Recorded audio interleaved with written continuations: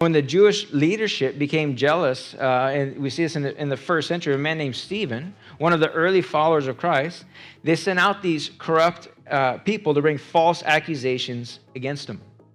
And Stephen, he's brought before the religious courts. It says his face was glowing as the glory of God illuminated his physical appearance. How cool is that?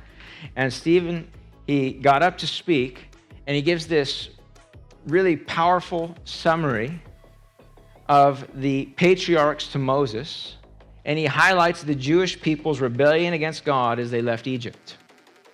It says how they turned against him and his messenger Moses, and he says, in their hearts they turned back to Egypt, saying to Aaron, make us gods.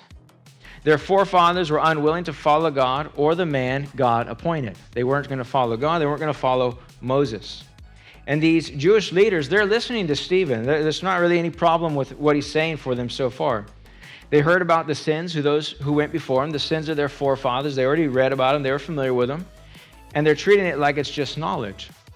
It's not offensive to them. They're not saying anything that these Jewish leaders disagree with.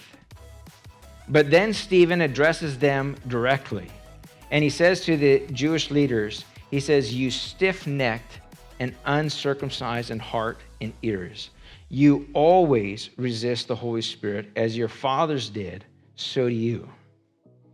Oh. Stephen just accused them, you guys murdered the just one. You guys murdered the promised one of God. And he says to them, you who have received the law by the direction of angels have not kept it. This is the charge that he brings.